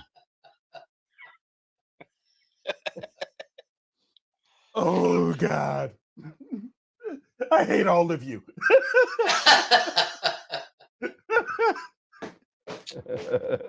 Oh man. Right? Okay. No, but not for right. nothing. I mean, there is something to be said, and we do talk about a lot about getting it right on chip and much as you can. So In you camera. don't add all the extra possible noise you could be adding by using all these processes we use, and then having to take the noise out by putting another. Listen, you're going to get a more. If it's tough when you're at a remote observatory where you're trying to get things fixed. It's tough to do that when you're not at the back end of the scope doing it yourself. Yeah, that's the downside. Yeah, so and not for nothing, if you're in a place like Texas where you get 200 plus clear nights a year, then you maybe could spend that one night, priming your scope and your setup to get your tilt right, to get your back focus perfect, to get everything good, as long as you don't touch it again. You don't sit there and you're messing around. Right. That's the whole thing. So but if you're in like in New York, there's no way in hell I'm getting Blur-X and I'm going click and I'm being done with it, because you know what? I get maybe 120, maybe 100 nights a year in New York. And I mean, it's a horrible situation. Dave, you're in the same thing. Actually the best guys out of the 4 of us right now is probably Eric at this point. As far as Bortle, yeah. As far as number of clear nights too, I'm sure. I mean, yeah, I guess maybe. I mean, when I was in Georgia, I was getting clear nights all the time. So I mean, once fall rolls around, all through winter. Yeah, once fall rolls around, it's great. You'll have a lot of clear nights. Yeah. Steve. Okay. Okay. So let me just hit this real quick. When does having data from Starfront cross the line? Why not have them process the image for you? They're doing the heavy lifting. How far are you from just downloading the Hubble pics? See, the whole thing is I don't own Hubble. I own the equipment that I'm sending down to Starfront. It's not like I'm renting time on Slew, right? It's not like I'm renting He's not time throwing in rocks, Chile. he's just asking for a friend. What's that? He's not throwing rocks, he's just asking, in theory, or for a friend. Hey, listen, we have this fight all the time. So it's okay, Steve. It's all right. There's no ego here. But the whole thing is that, it's not all mine. It's partially Sean Nielsen's too. We kind of went on it together. That it's my equipment and his equipment. We put it together. We put a rig together. We set it up. We did the things. They didn't do the heavy lifting. We tested this. I tested it. He sent me some of the stuff, but tested the equipment, made sure it works, make sure you got the right adapters, make sure everything is good to go, and then you send it down. The only thing Starfront does for the most part, set it up and plug it in. Polar aligns it and puts it on the pier. Plugs it in. And plugs it in. That's it. The occasional troubleshooting. Well, yeah, and to be fair, also, I mean, the frustration factor's got to be worse because you can't just walk out in your backyard if you have an issue. You got to wait a day to kind of get through to them. Sometimes, if you're lucky, sometimes you can catch them on Discord, and then they'll send somebody out real quick. If there's nothing else that they have on the schedule, right. You got to remember they're coming close to 300 scopes now down there. So I mean, it's a lot to handle, and I applaud them for doing what they're doing and keeping it at the price they're keeping it. But it's worth it. And you know what? Who said it? Norm said the same thing. Mm-hmm. It's no different than having your telescope and a roll-off roof in your backyard or an observatory in your backyard. What's the difference if it's 200 feet to your backyard, right, or 200 miles to a dark observatory? What's the difference? Yeah. The only difference is what's that? It's the same internet. Yeah. The only difference is, to Dave's point, if there's a problem, fix it. You're screwed for the night. You know what I'm saying? Right. So, but how many of us? You have a USB cable crap out. Yeah. And you can't just go back. You can't just go swap a cable. You're screwed. There's 450 scopes there now. I'm sorry. Largest observatory. Okay, 450. Yeah, but you know what? Wow. You know what though? Like 100 of them are sea stars. So I mean, Are they really that many? Oh, there's a lot of sea stars down there. Oh they actually have. They have something down there they call the Sea Star Bar. It's just a line of two lines of sea stars. It's like, so there's a lot of sea stars there. But there are plane waves there. There are, scopes of all different kinds. But you do own the equipment. You can't use it for the competition. What? You can't use it for image of the week. You can use it for image of the week. It's your stuff. Greg Meyer does all the time. Stuff. Yeah, no, it's no problem. But that's why Greg Meyer is getting promoted to like the exceptional, whatever. Expert. We're going to do freaking master. Doing freaking master class from Utah. Yeah. He's won some images. Craig Stocks. Craig Stocks. That's right. Yeah. Mm-hmm. How much monthly? So. For the pier that I have there, it's $200 a month. Okay, and that's the regular pier. I think it's up to a 38-inch turn radius. So you got to make sure that everything's kind of cool with that. Make sure your scope is the right size. Yeah. So $99 a month and up. What's that? Yeah, so no rental scope picks, nothing like Telescope Live. Yeah, rental is out. You cannot sit there and buy time on a 6-inch Takahashi in Chile. Yeah, or a 2-meter. Yeah. I rented time on Mount Lemon. I rented time. Yeah, I just rented time down in Chile, and I got the Dragons of Aura. and now I'm gonna put this out here for image of the week. Yep. No. Yeah, well, Unless, well, of course, you're Adam Block. just so you know, the $99 and up, the $99 is, I believe, the C Star bar.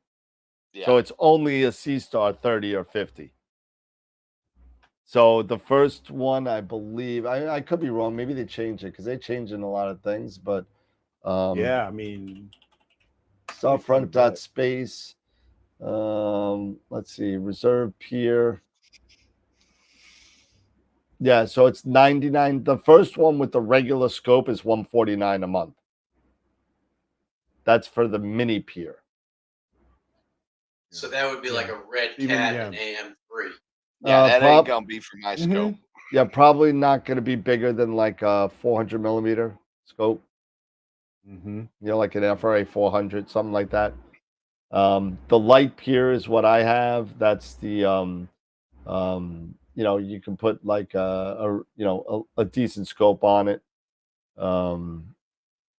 Goes up to 38. Was it 38?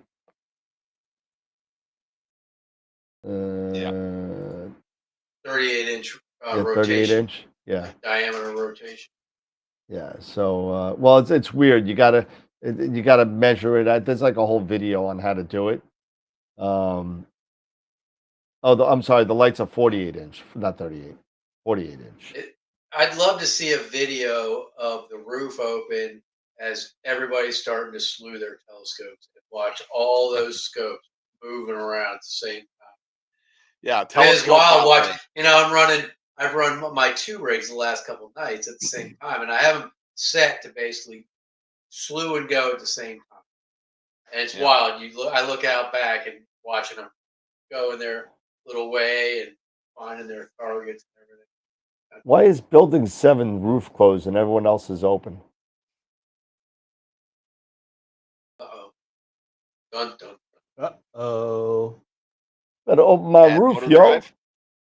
Yo, what's the matter, you? Open up! Open up! Open up! Open up in here! Open up! Let me out! Let me out! All right, let's do image of the month.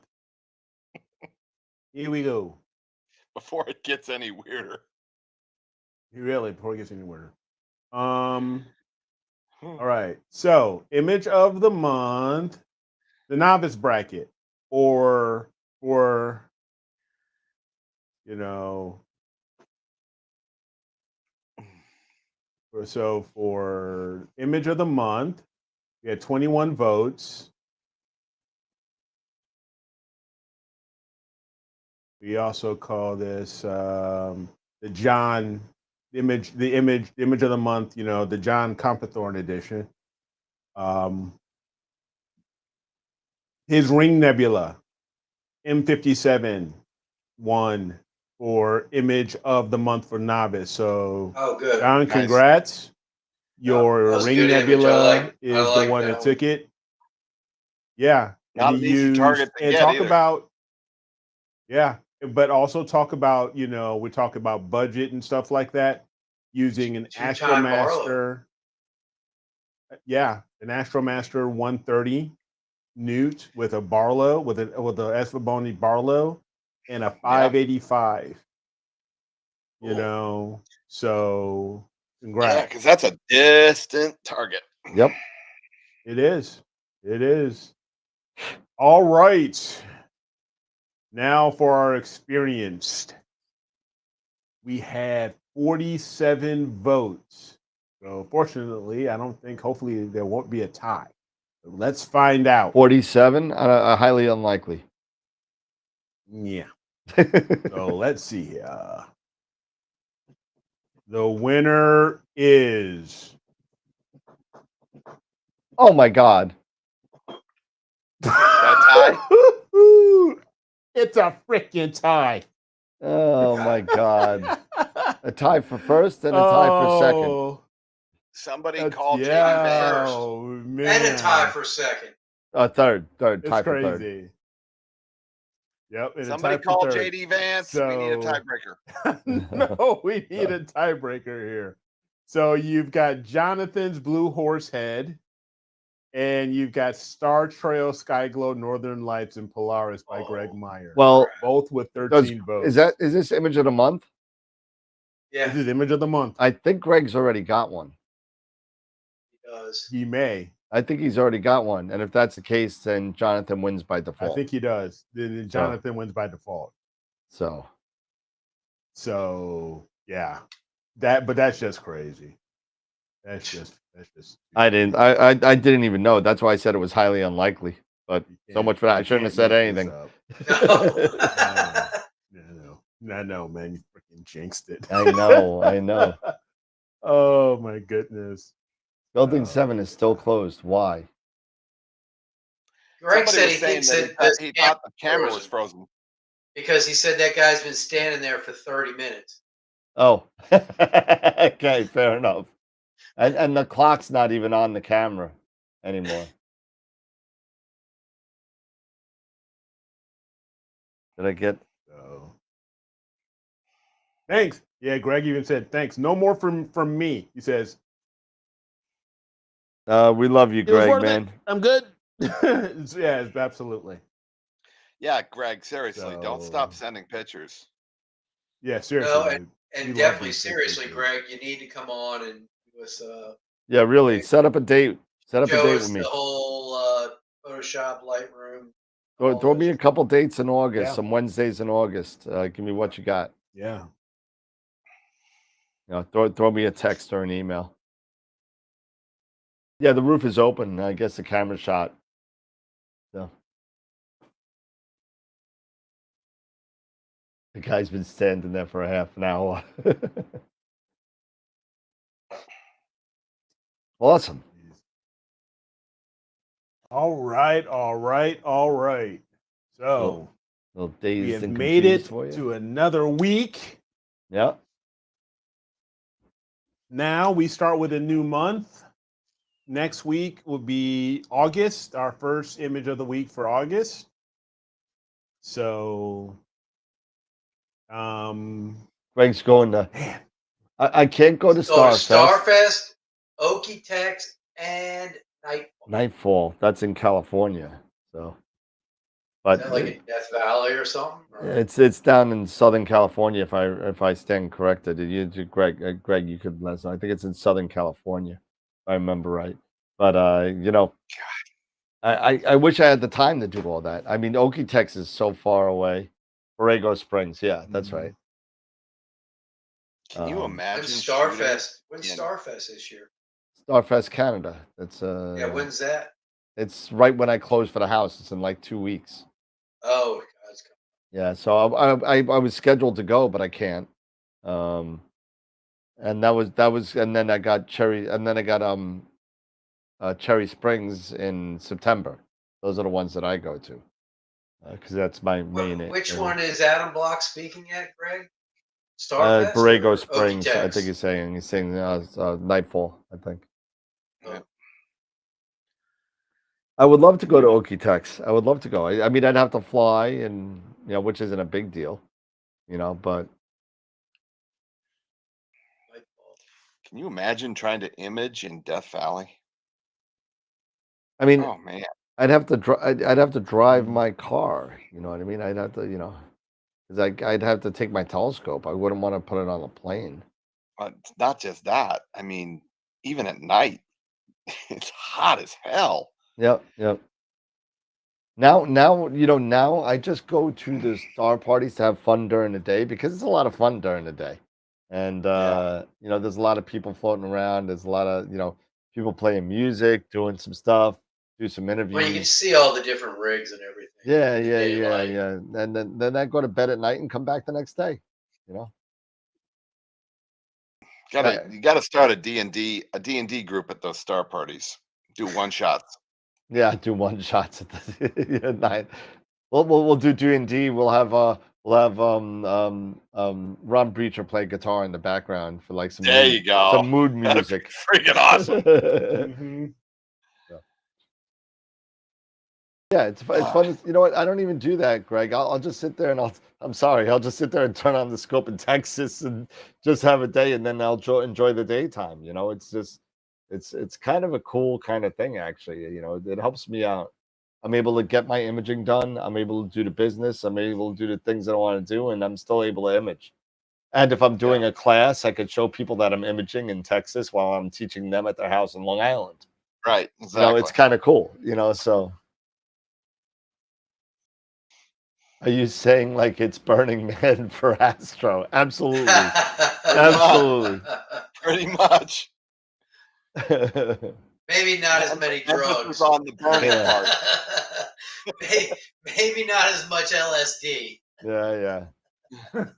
Oh, I wouldn't count that out. I said as much. Yeah, okay.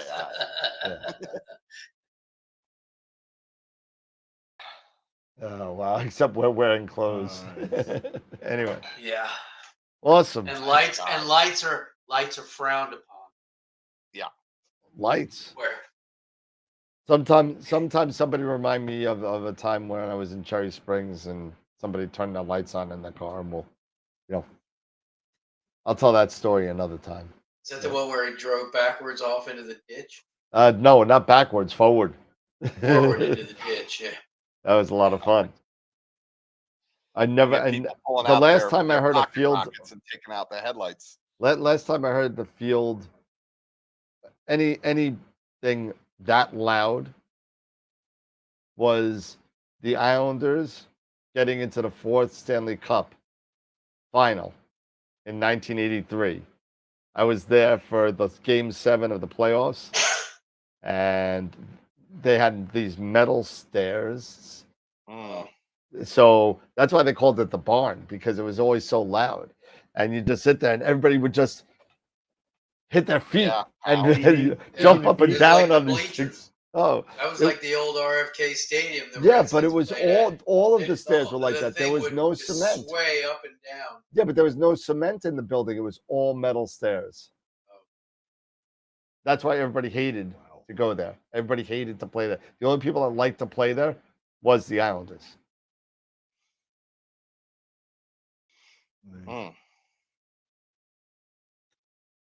All right, guys. Yep. Well, it's that time.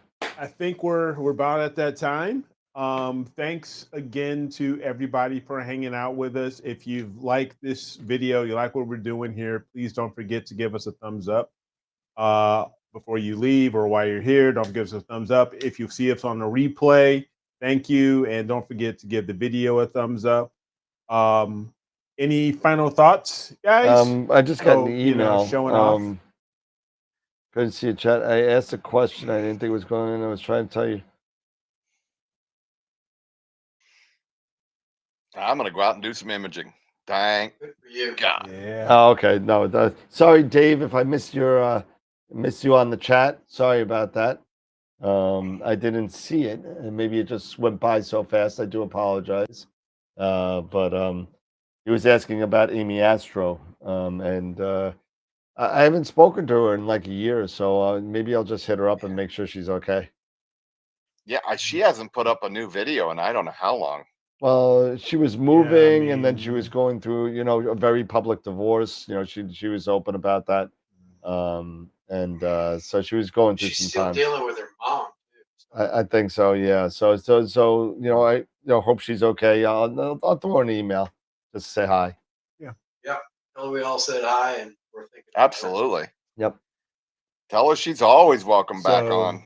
For sure. Absolutely. Yep. Absolutely. That's one of the best things you can do to get out of personal tragedy like that, is to get back into your damn hobbies. Yep.